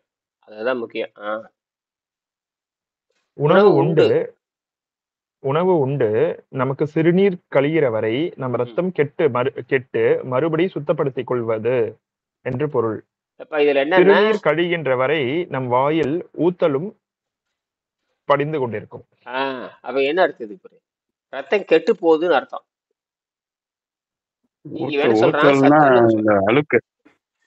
அழுகி போகுது, ரத்தம் அழுகி போகுதுன்னு அர்த்தம். உணவு சாப்பிட்டா ரத்தம் அழுகி போகுது. உணவு சாப்பிட்டா இந்த ஊத்தல்னா என்னையா? இப்ப அழுக்கு தானே? அழுகா? அந்த அழுகி போன பிணம் தான், கெட்டு போன உணவினுடைய பிணம் தான். வாயில் ஊத்தலும் படியும். நாட்டு பிணவாடை அடி எதுக்கிட்ட பல்லு விளக்குன்னா பிணம் அடிக்கிறதுல அந்த நாத்தம் தானே, மலம் தானே வாயில படியுது. இந்த அழுக்கு தான். அழுக்கு பேரு மலம், அழுக்கு பேரு ஊத்தல், அழுக்கு பேரு கோழை. நீ 100 பேர் வச்சுக்கோ, அது உங்களுக்கு என்ன வசதியாரோ அதை வச்சுக்கோ. அழுகி போனது, கெட்டு போனது வாயில் எது காலையில பல்லு விளக்கம் எதுக்காக? அழுகி போனது தானே. நாக்கு உடனே காட்டிடுது, எல்லாம் படிஞ்சு போடுது. நீங்க 6 மணி நேரம் 6 மணி நேரம் பேசாம இருந்தீங்கன்னா அந்த விஷம் வந்து நாக்கில் படியும். இரவுலதான் படியணும் அவசியம் இல்லை, பகல்லையும் படியும். அதனாலதான் நம்ம அதனாலதான் நம்ம வந்து முடிஞ்ச அளவுக்கு 24 மணி நேரத்துக்கு ஒருக்கா ஒரு உணவு, அவ்வளவுதான். நீங்க நீரிணவு பயிற்சி பண்ணிட்டே தான் உடம்பு கரைஞ்சிட்டு வர்றது தெரியுமே, எல்லாத்துக்கும் உடம்பு கரைஞ்சிருக்குமே. கரையாதவங்க கேப்ப, எனக்கு கரைஞ்சாச்சு, உங்களுக்குள்ள கரைஞ்ச மாதிரி தெரியல. ஏதாவது பண்ணீங்களா? ஏதாவது இடக்கிட பாத்தீங்களா? இப்ப இருக்கிறவங்க யாருமே இதுல வந்து பாத்தீங்கன்னா திருலோகச்சந்திரனை தவிர, அப்புறம் வந்து பிஜு தவிர யாருக்கும் இழைச்ச மாதிரி தெரியலையா? யாராவது பாத்துட்டீங்கன்னா நின்றுச்சா இல்ல செய்யறது இல்லையா? நமக்கெல்லாம் ஏற்கனவே இழைச்சி போய் கிடக்கு. நமக்கு ஏற்கனவே இழைச்சி தாயா கிடக்குது. அந்த உடலெல்லாம் நீங்க என்ன தப்பு பண்றீங்கன்னா சொல்றது நீங்க செய்யறது இல்லை. அந்த எடையை பாருங்கன்னு சொன்னோம் இல்லையா, அதே நீங்க செய்யாம இருக்கிறீங்க. எடையை பார்த்து எங்களுக்கு சொன்னீங்கன்னா நாங்க கண்டுபிடிப்போம். அதெல்லாம் நீங்க எந்த தகவலும் உங்களை பத்தி சொல்லாம இருந்தீங்கன்னா எதுவுமே. நேற்று பார்த்தா ஏதோ 1-2 கூடி இருக்கிற மாதிரி இருக்குது எனக்கு. எவ்வளவு? அதெல்லாம் நீங்க ஏன் அதுல போடுறது இல்ல? இல்ல இழைச்சி போயிருக்குன்னு சொல்றீங்களா, அது என்ன அர்த்தம்னு எனக்கு புரியும். என்ன இழைச்சி போயிருக்குது? இப்ப நீங்க என்ன 16 வயசு ஆளா நீங்க? இல்ல இல்ல, அந்த மாயை நீங்க ஏன் உடைக்கலன்னு கேக்குறேன். இழைச்சிருச்சுன்னா அது என்ன அர்த்தம்? இழைச்சிருச்சுன்னா என்ன அர்த்தம் அதுக்கு சொல்லுங்களேன். நீங்க என்ன பெரிய என்ன சாதனை பண்ணி இழைச்சது? நீங்க எதை கடுமை உடற்பயிற்சி பண்ணீங்களா? எதுல இழைச்சிங்க? அது வேணும் இல்ல. இந்த பழக்கத்துல இருக்கிற இழைச்சின்னு சொல்லுங்க, நோயினால் இழைச்சின்னு சொல்லுங்க, சக்கரை நோய் வந்ததுன்னு சொல்லுங்க. உங்களுக்கு ஏற்கனவே சக்கரை நோய் இருந்தால் தானே நீங்க. இயற்கையாவே இருக்குது அப்படி. இப்ப இருக்குதா? இருக்காதே. அந்த வெயிட் இல்லாத இருந்தது, இப்ப கூடி இருக்கிற மாதிரி தெரியுதுயா. எவ்வளவு எடைன்னு கேக்குறேன். 34. இன்னைக்கு அப்படி ஒரு நாள் நின்று இன்னைக்கு படம் எடுத்து எடுங்க, அனுப்புங்க பாக்குறேன். நீங்க சொல்றது நம்ப தயார் இல்லை. ஒரு படத்தோட அனுப்புங்க. எனக்குலாம் மாணவர்கள் அனுப்புவாங்க, நின்றுட்டு படம் எடுத்து அனுப்புவாங்க. அந்த மாதிரி அனுப்புங்க. இடக்கறிவு இருக்கா இல்லையா வீட்டுல? இல்லையா, வாங்கணும். இருந்தது யாரையும் எடுத்துட்டு போயிட்டாங்க.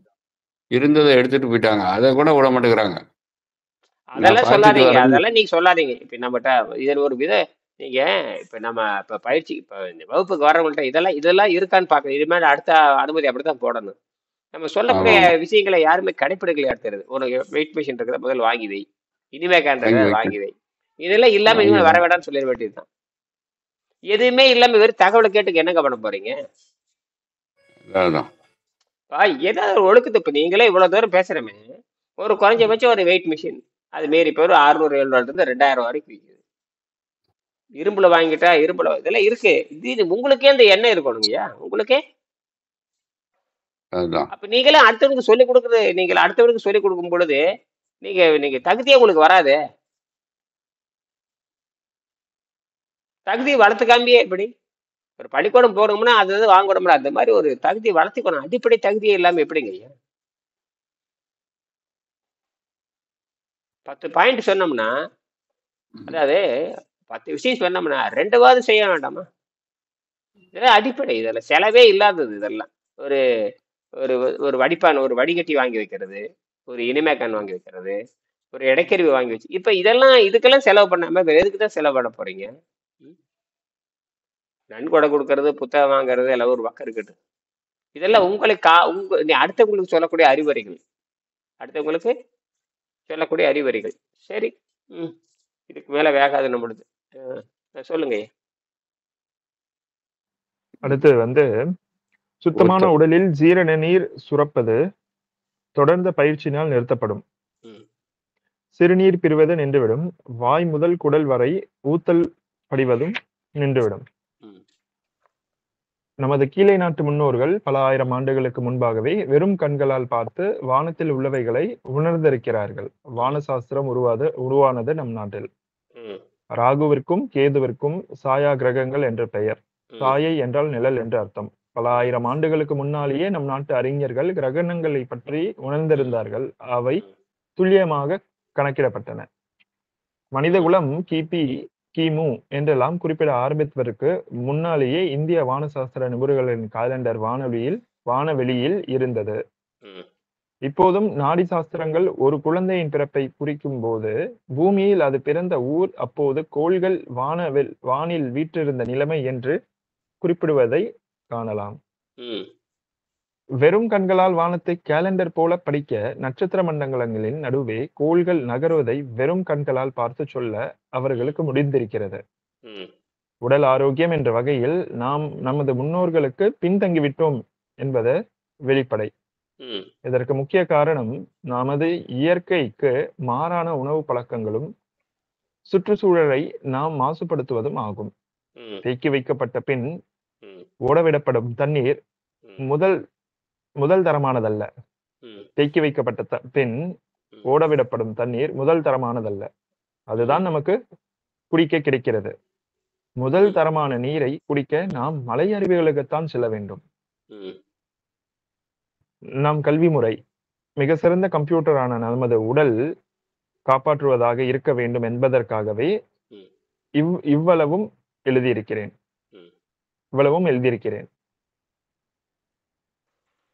குறிப்பு 3. மனிதன் தாகத்திற்கு பயன்படுத்தும் தண்ணீரை 3 வகையாக பிரிக்கலாம். மலையிலிருந்து பெருகி வரும் அருவி நீர், ஆற்றிலிருந்து பெற்று தேக்கி வைக்கப்படும் நீர், நிலத்தடி நீர். இவற்றின் உயர்வு தாழ்வுகளும் ஏற்படி வரிசையிலேயே அமைவதாக எடுத்துக்கொள்ள வேண்டும். சுத்தமான காற்றும் சுத்தமான தண்ணீரும் கிடைக்கும் மலைகளிலேயே யோகிகள் வாழ பிரியப்பட்டார்கள். நான் இமயத்தில் கங்கை உற்பத்தியாகும் கோமுகம் வரை சென்றிருக்கிறேன். அவ்விடத்தில் உள்ள சுத்தமான காற்றும் இயற்கையான தண்ணீரும் அனுபவித்தவர்களுக்கு மட்டுமே புரியும். நாம் அந்த மாதிரி இடத்திற்கு செல்ல எடுத்துக்கொண்ட உடற்பிரயாசையும் பணச்செலவும் அங்கே சென்றவுடன் மறந்து விடுகின்றன. இதனால் நீர் உணவு பயிற்சி பெற்றவர்கள் அந்த மாதிரியான இடங்களுக்கு சென்றால் திரும்பி வர விரும்புவதில்லை. இந்த நாகரிக உலகில் நமக்கு கிடைப்பதெல்லாம் தேக்கி வைக்கப்பட்ட நீரும் நிலத்தடி நீரும் தான். நீருணவு பயிற்சி பெற்றவர் வெகு விரைவில் காற்று உணர்வுக்கு வந்து விடுவதால் குடிநீரை பற்றி அதிகம் கவலைப்பட தேவையில்லை. ஆனால் காற்று அப்படி அல்ல. சுத்தமான காற்று மிகவும் அவசியம். ஆகவே தினந்தோறும் சில மணி நேரங்களை சுத்தமான காற்றை சுவாசிக்கும்படி நம் சூழ்நிலையை அமைத்துக் கொள்ளாவிட்டால் யோக வாழ்வில் முன்னேறுவது முடியாது. அதனால் நான் சாதகர்களை பெரும்பாலும் கிராமங்களுக்கு சென்று வாழும்படி அறிவுரை கூறுவதோடு நானும் அந்த மாதிரி வாழுகிறேன். இது முக்கியமான நியதி. மிகச்சிறந்த உடல் நலம் பணத்தால் பெறக்கூடியதல்ல. பழக்க வழக்கங்களில் அந்த ஆரோக்கியத்தை கொடுக்கும். அதை உணர்ந்து நாம் நம் பழக்க வழக்கங்களை மாற்றிக்கொள்ள வேண்டும். மனித சமூகம் விண்வெளியை அடைந்து பெருக தேவையானவற்றை எல்லாம் செய்வதுதான் நம் சமுதாயத்தின் கடமையாக இருக்க வேண்டும். நாம் 600 கோடி மக்களும் ஒன்றாக முடிவெடுத்து மேற்படி வழியில் செல்ல வேண்டும் என்றே நான் இந்த புத்தகத்தை எழுதப்படுகிறது. மனிதன் தனிப்பட்ட முறையில் ஒரு முடிவெடுத்து தனியாக வாழ்ந்து யோக சாதனையில் முன்னேறியது அந்த காலம். மனிதன் தனிப்பட்ட முறையில் ஒரு முடிவு எடுத்து தனியாக வாழ்ந்து யோக சாதனைகளில் முன்னேறியது அந்த காலம். இந்த இன்டர்நெட் யுகத்தில் அது முடியாத என்பதோடு தேவையற்றது என்று கூற வேண்டியிருக்கிறது. சிறிய விஷயங்கள் கூட உலக அளவில் எல்லோராலும் கூடி பேசப்பட்டு விரைவில் முடிவு எடுக்கப்படுவது இந்த காலம். மேலும் பெரிய மனித கூட்டங்கள் சேர்ந்தால் தான் விண்வெளி கருவிகளை உருவாக்கி மனித கூட்டத்தை படிப்படியாக விண்வெளிக்கு அனுப்ப முடியும். இது தனிநபரோ சிறிய குழுக்களோ செய்கிற காரியம் அல்ல. அருகருகே உள்ள நாடுகள் கூட்டு சேர்ந்து தங்கள் பாதுகாப்பு செலவுகளை உடன்படிக்கைகளின் மூலம் குறைத்துக் கொண்டு விண்வெளியை மனித குலம் ஆக்கிரமிப்பதற்காக திட்டங்களை தீட்டி அதற்கான செலவுகளை கூட்டுறவு முறையில் மேற்கொண்டு தேனீ கூட்டங்களைப் போல திட்டமிடுதல் ஏற்படும் பொறுப்புகளை பிரித்து கொண்டு அட்டவணை போட்டு நிறைவேற்றி முனைப்புடன் செயல்பட வேண்டும். தமிழ்நாட்டில் இப்புத்தகம் பரவும் போதே இதன் ஆங்கில மொழிபெயர்ப்பு என்னால் தயாரிக்கப்பட்டு உலக அளவில் இந்த எண்ணம் பரவ முயற்சிகள் மேற்கொள்ளுவேன். எறும்பு கூட்டங்களைப் போல நாம் 600 கோடி மக்களும் ஒன்றாகவே முயற்சிகளில் ஈடுபட கடமைப்பட்டுள்ளோம். மதங்களை பற்றி நாம் இந்த சந்தர்ப்பத்தில் ஒரு குறிப்பு எழுத கடமைப்பட்டுள்ளேன். எந்த மதமும் மனித சமுதாயத்தின் பெருக்கத்திற்கு விரோதமானதல்ல.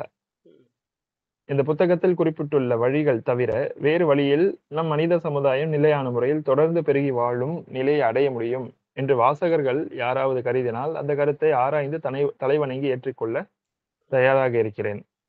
ஆனால் இயற்கையும் முன்னோர்களும் வகுத்துள்ள வழி இப்புத்தகத்தில் கூறப்பட்டிருப்பதுதான். இது மனித சமுதாயம் சில நூற்றாண்டுகளாகவே மறந்துவிட்ட கலை. அதை நினைவுபடுத்துவதே இப்புத்தகத்தின் நோக்கமாகும். பாலும் தெளிதேனும் பாகும் பருப்பும் இவை நாளும் கலந்து உனக்கு நான் தருவேன் கோலம் செய் துங்கக் கரிமுதத்து தூமணியே நீ எனக்கு சங்கத்தமிழ் மூன்றும் தா. ஔவையார். தமிழ் மூதாட்டி ஔவையார் விநாயகருக்கு 4 பொருட்கள் நிவேதனமாக தருவார்.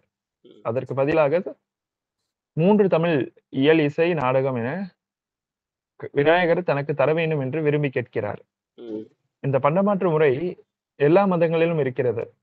இது துவைத்த சித்தாந்தத்தின் இயற்கை. இதை பற்றி தொடர்ந்து குறிப்பு 5 விளக்குகிறேன். குறிப்பு 4. ஜனநாயகத்தின் 4 வகை தூண்கள் முக்கியமானது.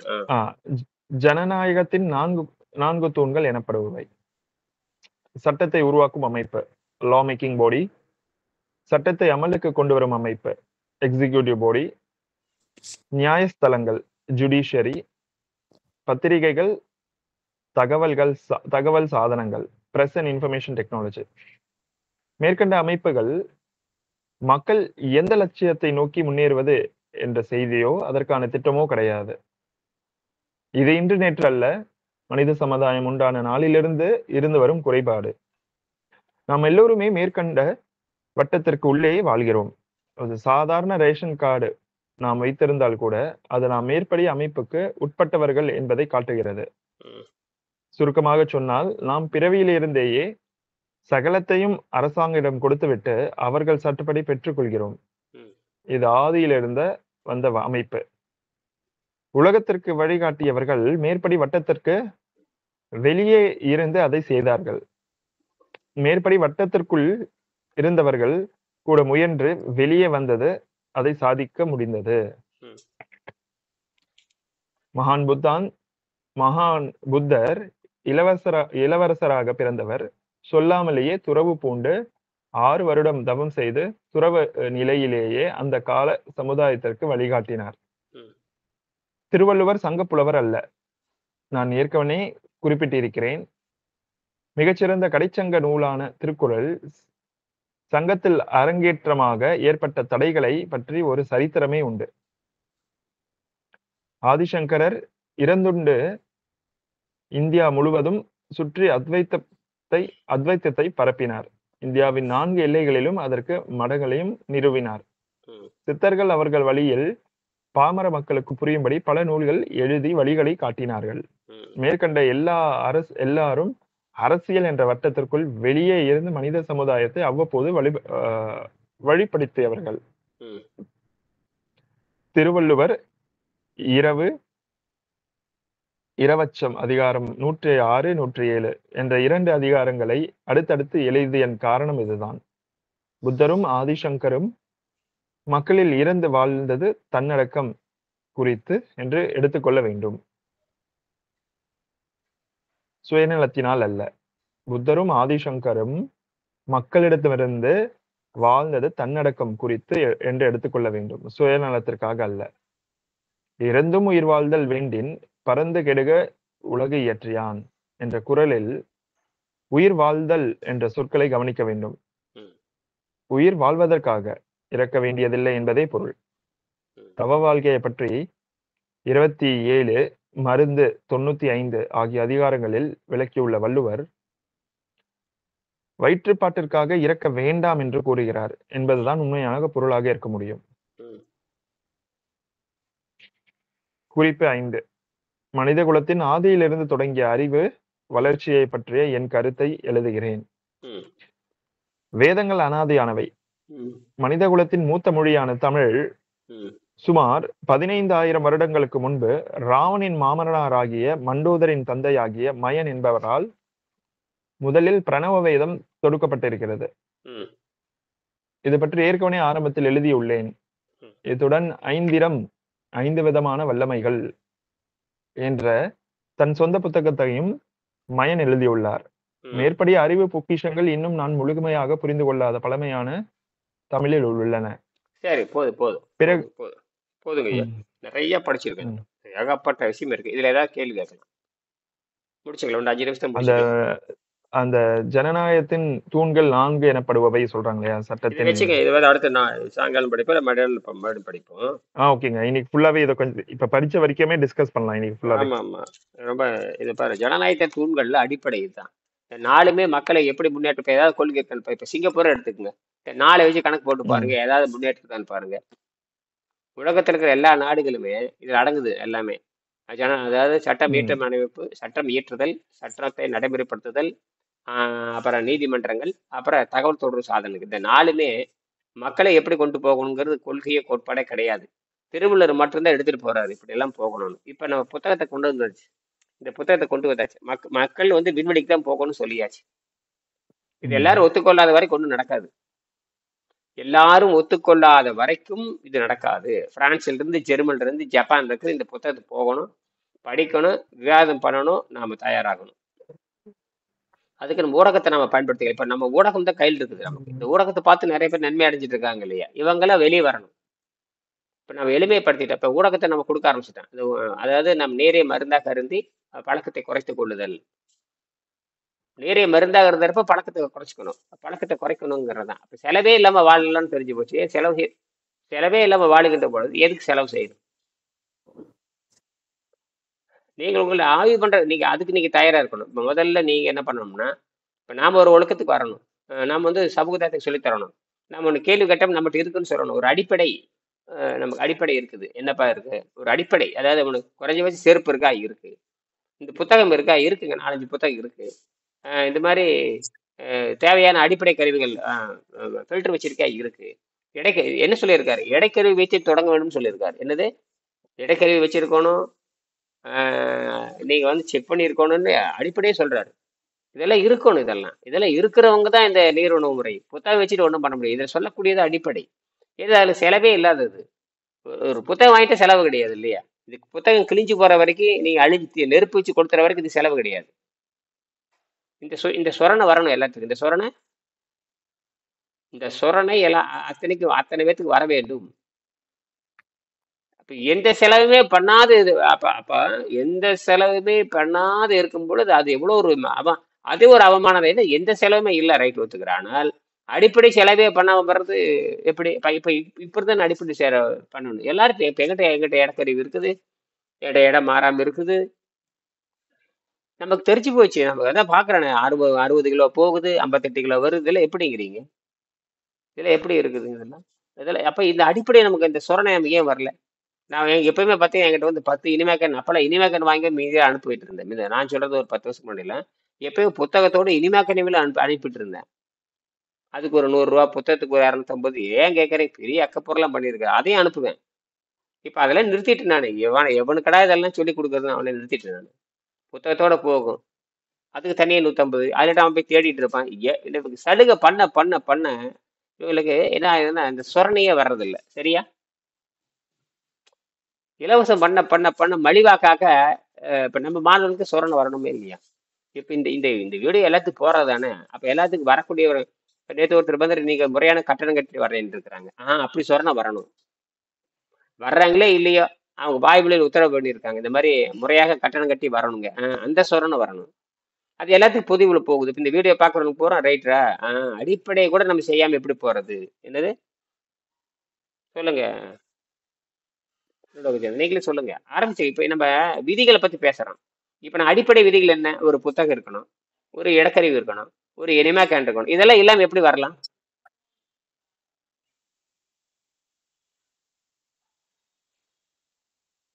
அல்லது நம்ம நாளைக்கு எல்லாரும் அதுக்கு தயாராகணும், கேட்கணும், எல்லாத்துக்கும் உத்தரவு போடணும். இப்ப இதுல பாக்குறவங்க அத்தனை பேருமே நிச்சயமாக இப்ப இருக்கிற புதுசா வர்றவங்க, ஏற்கனவே 2-3 மாசம் வந்துட்டு இருக்கிறவங்க, எல்லாத்துக்கும் அடிப்படை என்ன இருக்கணும்? இந்த புத்தகம் இருக்கணும், ஒரு இடைக்கருவி இருக்கணும், அடிப்படை ஒரு இனிமேக்கன் இருக்கணும். இந்த 3 அடிப்படை இதெல்லாம் இருக்கணும். இல்லைன்னா உடனே போட்டு வாங்கிடணும், உடனே போட்டு வாங்கி வச்சுக்கிட்டு வரணும். அப்படி வச்சுக்கலாமா? ஏன்னா எதுவுமே செய்யாம இது எதுக்குதான் நான் சும்மா கதை பேசுறேன். இது ஊருக்கு தாண்டி உபதேசம் எனக்கு இல்லைங்கிற மாதிரி ஆக போகுது. இப்ப முதல்ல இனியன் தகுதியுடனே இருக்கணும் இல்லை எல்லாத்துக்கும்.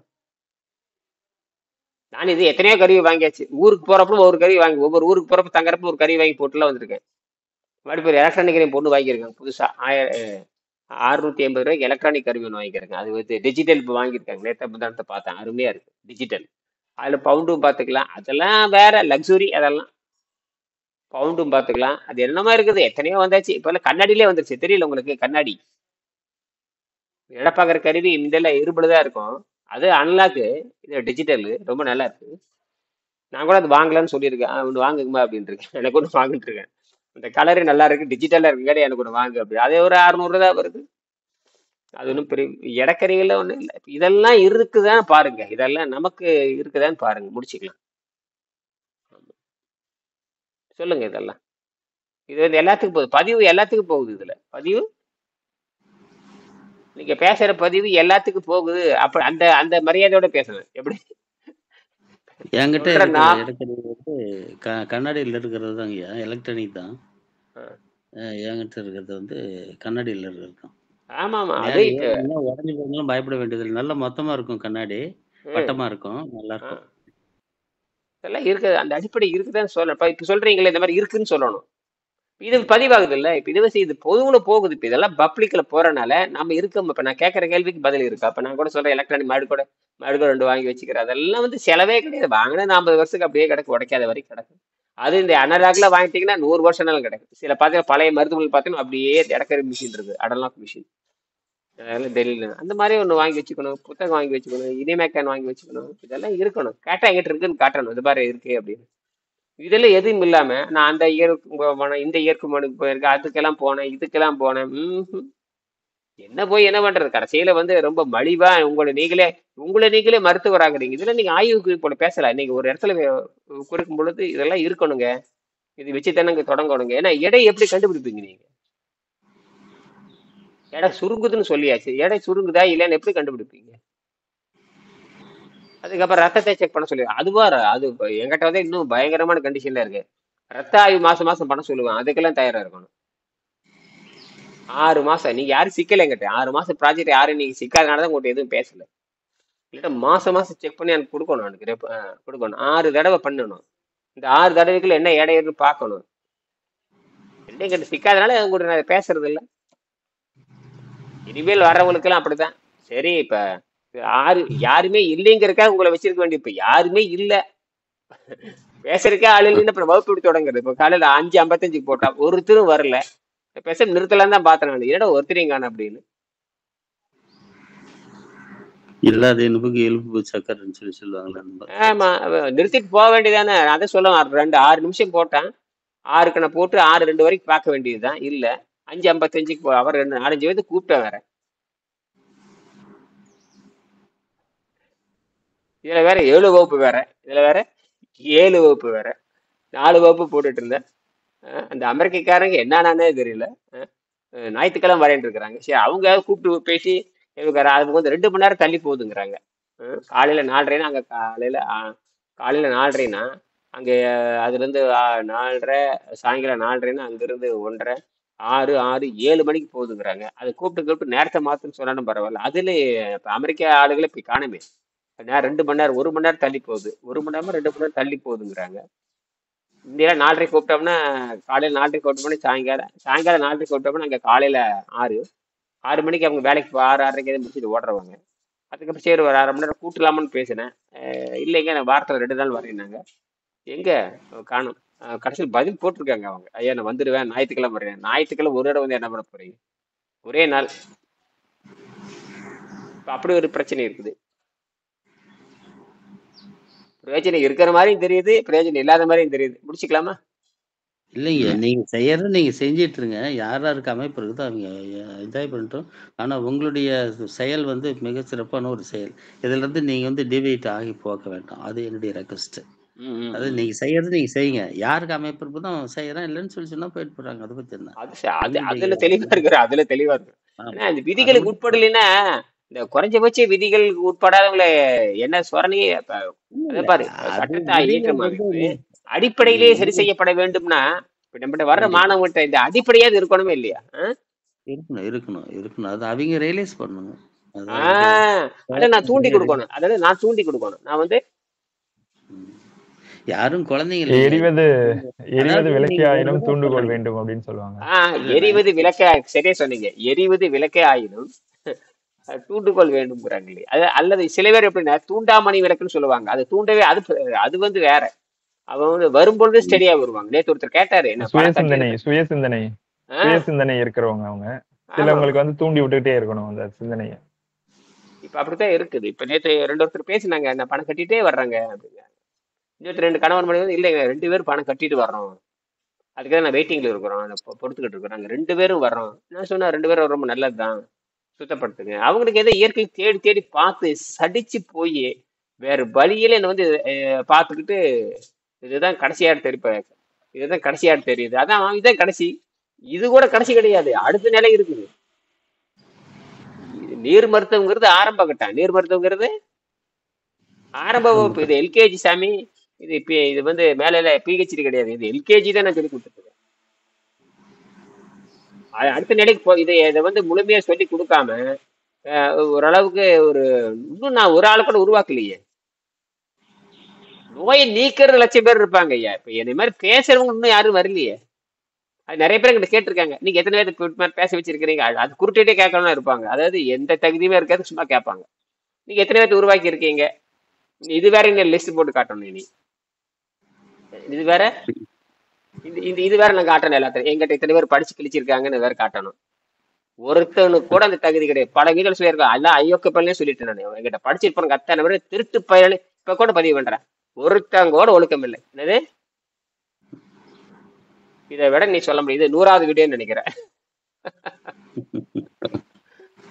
அவங்க ரோசமே கிடையாது அவங்களுக்கு எல்லாம், ரோசமே. ஏன்னா அவங்க நோய் நல்லா ஆயிடுச்சு, அது வேற. என்னது நோய் நல்லாச்சாங்கிற கூட தெரியாது. நோய் குறைஞ்சிருக்குது, நோய் குறைஞ்சா வருவானுங்களா? அவங்களுடைய நோக்கம் அதுவாக இல்லாத போது நம்ம என்னங்க பண்ண முடியும்? ஒண்ணும் பண்ண முடியாது, கண்டுபிடிக்க முடியாது. இப்ப வர்றவன் வந்து எப்ப ஏற்பட்டோன்னு கண்டுபிடிக்கவே முடியாதுங்க ஐயா. அதுதான் பெரிய பிளட் டெஸ்ட் பண்ற மாதிரி கண்டுபிடிக்க முடியும். பிளட் டெஸ்டே கண்டுபிடிக்க முடியாதுங்கிற, அதை வச்சு கிருமிவே, அதாவது பிளட் டெஸ்ட் வச்சே ஆரோக்கியத்தை கண்டுபிடிக்க முடியாது. இந்த மனதுக்குள்ள என்ன வள்ளுவரே சொல்றாரு, இந்த மாதிரி நல்லவ மாதிரி தான் இருக்கிறான், என்னாலே புரிஞ்சுக்கொள்ள வள்ளுவரே எழுதுறாரு, நல்லவ மாதிரியே தான் இருக்கிறான். தேவர் அணைய கயவர்கிறார். தேவர் அணைய கயவர் அவரு தாம் மேவன செய்வலான் அவன் அதாவது தேவர் அணைய கயவர். அது ஒரு அருமையான குரல். அது 3 இடத்துலதான் திருவள்ளுவர் அப்படி சொல்லுவார். இந்த 1330 குரல் முடிச்சுக்கலாம்னு நினைக்கிறேன். ஒரு நிமிஷத்துல முடிச்சுக்கலாம். 1330 குரல்ல 3 இடத்துல மட்டுமே நான் பார்த்த வகையில், நான் உணர்ந்த வகையில், நான் தெரிந்த வகையில் அப்படின்னு 3 இடத்துல சொல்லுவார். மக்களே போர் கயவர்னு சொல்லுவாரு, தேவரணைய கயவர்னு சொல்லுவாரு, பெருமவற்றில் யாமறிவதிலே அறிவறிந்த மக்கள் பேரல்ல. கரெக்டா வந்துருச்சு. இந்த 3 தாங்க அடிப்படை. அதாவது நான் பார்த்த வகையில் அறிவறிந்த குழந்தைகளை பெறதான் மிகப்பெரிய சிறப்பு. அதாவது தேவரணையர் கயவர் அவர் தாம் தேவரணைய கவர், அது குரல் வரும். தாம் விரும்பியபடி நடப்பார் அப்படின்னு ஒண்ணு வரும். தேவரணை கணைவர். இன்னொன்னு வந்து மக்களே போர் கயவர், அவர் என்ன ஒப்பாரியாம் கண்டதில் என்று சொல்றாங்க. அதனால அனைவரும் வந்து என்ன பண்ணணும்னு கேட்டீங்கன்னா, அந்த தகுதியை வளர்த்துக்கிறதுக்கு முயற்சி பண்ணுங்க. இது வந்து தனிப்பட்ட யாரையும் குறிப்பிட முடியாது. இது யாருமே இப்ப நம்ம இந்த வகுப்பு என்பது யாரையும் தனிப்பட்ட முறையில சொல்றது நமக்கு கிடையாது. நம்ம நோக்கம் வரவும் வரட்டும். நீங்க சொன்னீங்க பாருங்க, வரவும் வரட்டும், தகுதி உள்ளவும் வரட்டும். சில பேர் தொலைபேசி பண்ணும் பொழுதே தகுதியோட வரேன்னு சொல்றாங்க. அது அந்த மாதிரி வந்துட்டாங்க ரொம்ப நல்லது. அந்த மாதிரி இன்னும் எனக்கு யாரும் வரல. எனக்கு ஒருத்தராவது 6 மாசம் செய்யற மாதிரி வரணும். ஒருத்தராவது ஒருவராவது 25 வருஷத்துல ஒருவராவது கூட வரல. நம்ம 180 நாள் சொல்றோம். அதுல ரேட்டையும் போட்டாச்சு, கட்டணத்தையும் போட்டாச்சு, இந்திய மாணவர்களுக்கும் போட்டாச்சு, வெளிநாட்டு மாணவர்களும் போட்டாச்சு. 200 இந்திய மாணவர்களுக்கு $200 போட்டாச்சு, வெளிநாட்டு மாணவர்களுக்கு $5000 போட்டாச்சு. நோய் நீக்கிறது 20,000 போட்டாச்சு. வெளிநாட்டு மாணவர்கள் நோயா இருந்தா 50,000 போட்டாச்சு. அது 1 மாசம் தான். அதுவுமே அந்த வாய்ப்பு. அவனுக்கு பணம் இல்லையா, நீயே செஞ்சுக்கப்போ, அதுல சலுகை. நீ பணம் இல்லையா, நீயே செஞ்சுக்கப்போ, ரிப்போர்ட் மட்டும் எனக்கு கொடு. அவன் அது இதெல்லாம் ஒத்துக்கிட்டா அவனுக்கு சொல்லிக் கொடுக்கலாம். அவனுக்கு இப்ப ஏதாவது ஒண்ணு கொடுத்தான்னா நம்ம சலுகை காட்டலாம். சலுகையே செய்யாதவனுக்கு சலுகை காட்டி பிரயோஜனமே இல்லை. சலுகையே அதாவது அவனும் கொடுக்கறது இல்ல, ஒருத்தருக்கு கொடுத்தா தான் நமக்கு மதிப்பே வரும். அதனாலதான் இந்த பாட்டு வச்சாங்க, பாலும் தெளிதேனும் பாக்கும் பொறுப்பு. பாலும் தெளிதேனும் பாக்கும் பொறுப்புல அழிந்து போகக்கூடிய கருவிதான், அழிந்து போகக்கூடிய பொருள் தான் பொருள் செல்வங்கள். அதை கொடுத்து அழியாத செல்வத்தை வாங்குறாங்க. அப்படின்னு பண்டமாற்றம் இருக்கு. அப்ப பண்டமாற்று முறைக்கு இல்லைன்னா இது இந்த கல்வியும் பரவாது. அப்படித்தான் இருக்கு. சிந்திங்க, மறுநாளைக்கு பேசுவோம். சரிங்களா? நன்றி. நன்றி நன்றி நன்றி. நன்றி.